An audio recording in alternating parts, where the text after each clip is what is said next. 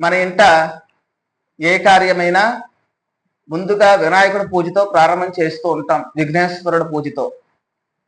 అయితే ఆ పూజలో రకరకాల పిండి వంటలు ఎన్ని చేసినా సరే బెల్లము నైవేద్యంగా ముఖ్యంగా పెడుతూ ఉంటారు.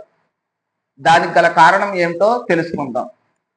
అంతకన్నా ముందు తెలుసుకోవలసిన విషయం ఏమిటి అంటే, వినాయకుడు కేవలం పార్వతీ పరమేశ్వరుల యొక్క కుమారుడు మాత్రమే కాదు, సృష్టికి మూలమైన విఘ్నాలను తొలగించే అనాది పరబ్రహ్మతత్వం. శివపురాణం ప్రకారము సృష్టి ప్రతి కల్పానికి మారుతూ ఉంటుంది. ఒక కల్పంలో ప్రారంభంలో పార్వతీ పరమేశ్వరుల యొక్క వివాహ అనంతరము వాళ్ళకి జనించిన కుమారుడు విఘ్నేశ్వరుడు. అది వాస్తవం అయినా అంతకు ముందు కల్పాలలో కూడా వినాయకుడి యొక్క ఉనికి, ఆయన యొక్క ప్రస్తావన ఉన్నది.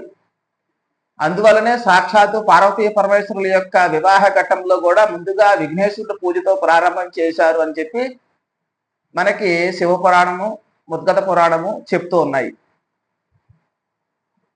అంతేకాకుండా వాళ్ళ పెళ్లి శివపార్వతుల యొక్క వివాహ సమయంలో కూడా ఈ యొక్క విఘ్నేశ్వరుడి యొక్క ప్రస్తావన ఉన్నది.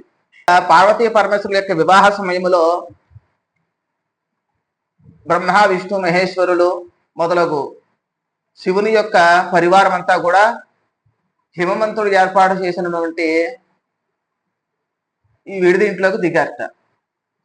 వాళ్ళని ఆహ్వానించడం కోసము అమ్మవారి యొక్క తండ్రి అయినటువంటి హిమవంతుడు అక్కడికి వచ్చారు.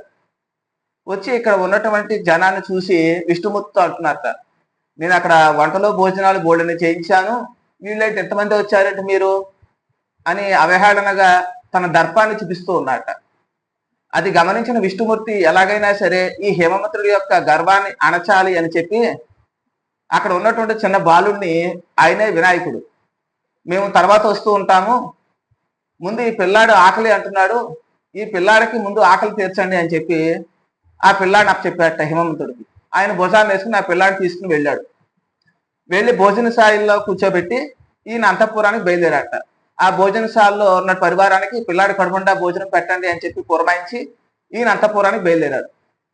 ఇలా హిమవంతుడు అంతఃపురానికి వెళ్ళిన వెంటనే వెనకాల భోజనశాలలో ఉన్న పరివారం అంతా కూడా ఈ యొక్క హిమవంతుడి దగ్గరికి పరిగెత్తుకుంటూ వచ్చారట.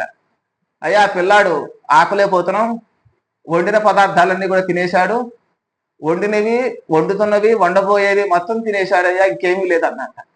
ఆయన ఆశ్చర్యంతో పరిగెత్తుకుంటూ భోజనశాలకు వచ్చి చూస్తే పిల్లాడు ఆకలి ఆకలి అంటూ అరుస్తున్నట్ట. ఇక్కడ వండిన పదార్థాలన్నీ కూడా అయిపోయాయిట.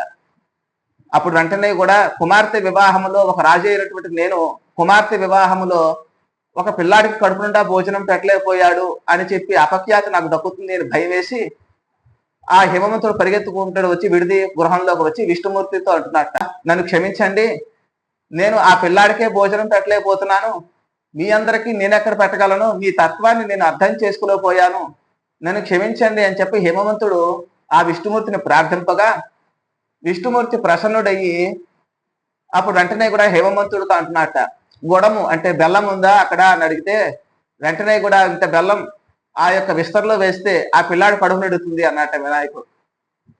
హిమవంతుడు ఆ భోజనశాలకు వచ్చి అక్కడ బెల్లం తీసుకువచ్చి ఆ యొక్క వినాయకుడి యొక్క విస్తరలో వేస్తే అప్పుడు ఆ బెల్లం తిన్న వినాయకుడు అమ్మయ్య ఆకలి తీరింది అన్నట్ట.